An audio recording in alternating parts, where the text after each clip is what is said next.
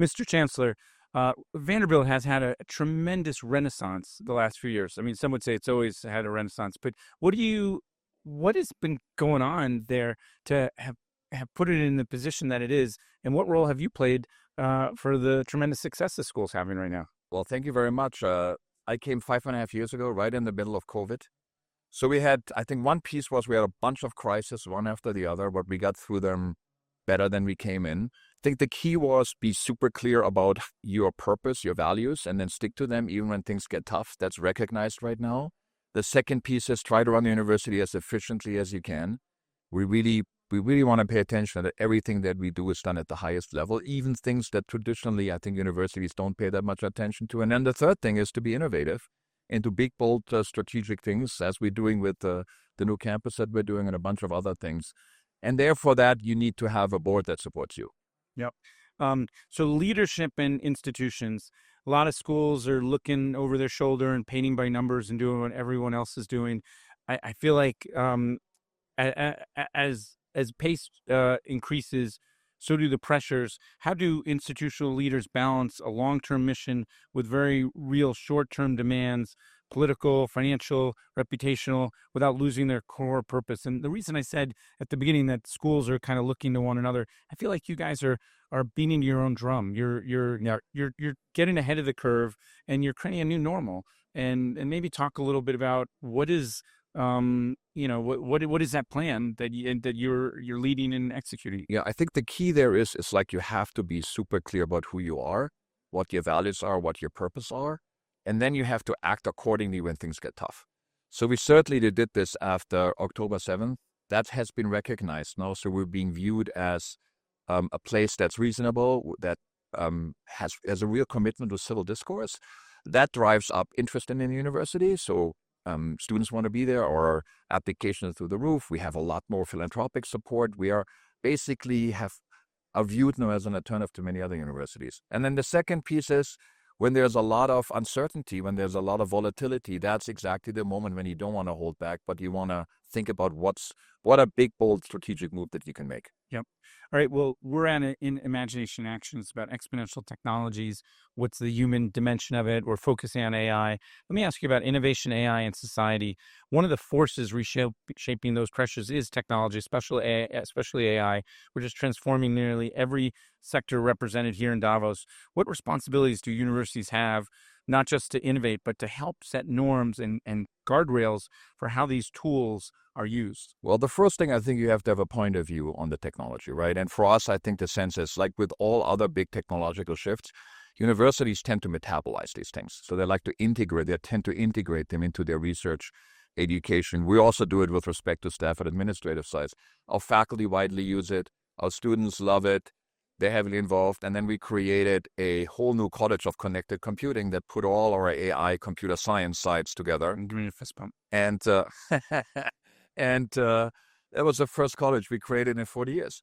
So, but of course, what you want is you want the technological advantage, and then you want to have the reflection of that as well. That's really what universities should do. They should focus on advancing the science, technology, but also being a place about reflection about how do we think about this from a social point of view. Great. So this is a fitting question for where we are. National security, Vanderbilt is a bridge, technology, global risk. When I think of those things, I think of these times.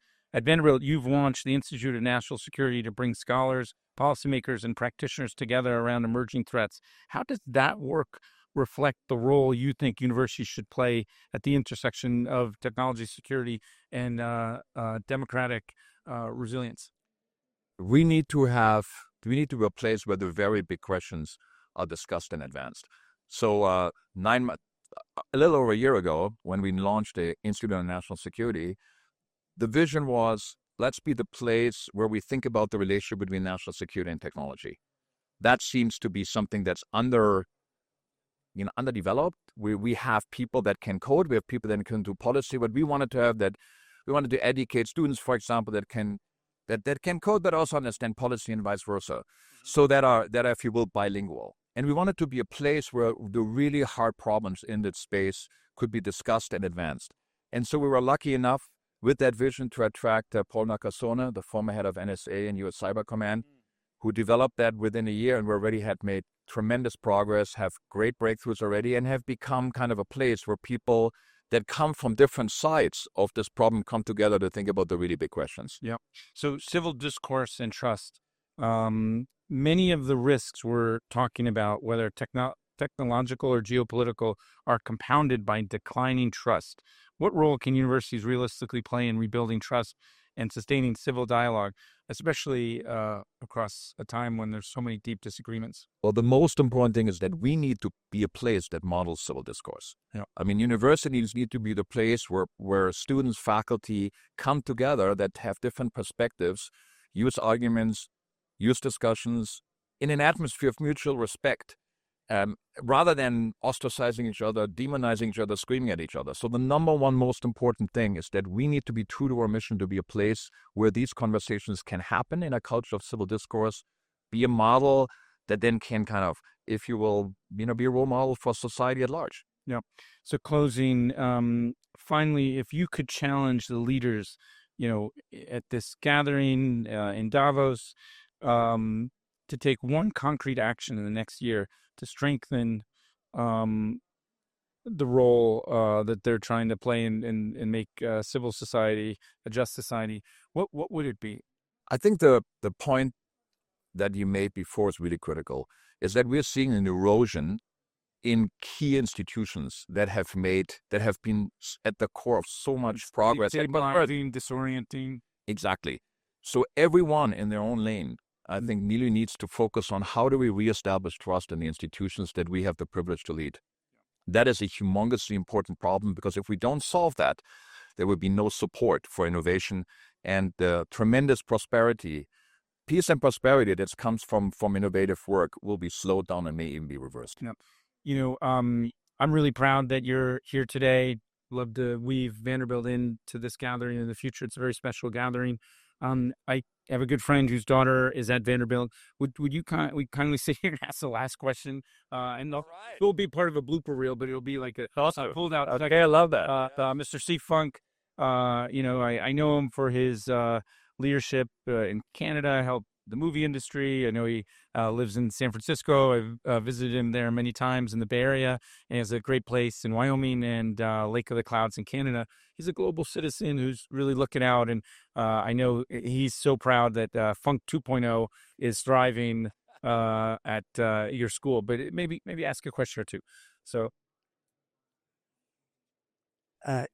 Let me make it a multifaceted question. Why do you feel Vanderbilt is rated one of the top happy schools in America? And then I'd like you to go personal and tell a little bit about your background, where you came from, how you got to where you're at. And I think you already spoke to radical collaboration and dare to grow, which are two of your mantras. Yeah. If you want to touch on those. Yeah, that's a great point. When people walk across campus now and they visit, they always say, God, this is such a happy place, in contrast to so many other university campuses. And what we really try to do is we try to create an environment where students can thrive, both academically and as people. That's really what Dare to Grow is all about, is that we want to make sure that their full potential is realized in both of these domains. And then we believe that students thrive best in an environment, a community that's both challenging and supportive. So we are just that. We call that radical collaboration, but it is a place where, we don't tear each other down, we lift each other up, but we also challenge each other. That works really, really well. And then my own story, I was, you can probably detect a slight German accent here. So I was born in Berlin. Funk. I was born in Berlin, in West Berlin. I was the first of my family to graduate from high school, got a fellowship from the German government. That included a year abroad, which I did at the University of Southern California. And I wanted to be a philosophy professor. That was my dream since I was 15, to the great horror of my parents. So I talked my way into the PhD program. It was all great, but then I decided that was not for me. So I went back to Germany right when the wall came down. Was on top of the Berlin Wall when the Brandenburg Gate opened. Saw all these world leaders walk by. Had a profound impact on me. Really one of the great moments in human history, I think. And so I was interested about how do we think about institutions and how they shape society, both the political side, that's really what I focused on, but business side, the economic side. So that's how I did my academic work, and I've been always interested in that ever since. And now, when we're thinking about universities as institution, whether Vanderbilt as a specific university or universities as such, the same questions about purpose, values, how are they governed, are front and center for us. So I feel like I'm kind of come full circle. Well, I can tell you that the things that I've seen develop in the time that I've known Vanderbilt, and I had 5 kids who went to different schools, including USC. I have taken a great liking to Vanderbilt of all of those. Not to say anything bad about any other school, No. but to say that you have done a remarkable job. And in terms of radical collaboration, is it the entrepreneurship or innovation school that you're building? Well, I mean, what I was going to say is there are a lot of silos in institutions, and you have been breaking those silos down and cross-fertilizing your universe, and that's impressive. Yeah, so we want to be innovative. My own census is I think higher education is not super innovative as a sector. So we want to do that, and we want to do it by being bold, by being not afraid to set our aspirations high, to try things out. And also, to have a model of innovation where we can learn, where we can adapt and work with pace. And we're very excited about that. We're doing a lot of things in this space right now, from big, bold initiatives to campuses, kind of a network of campuses.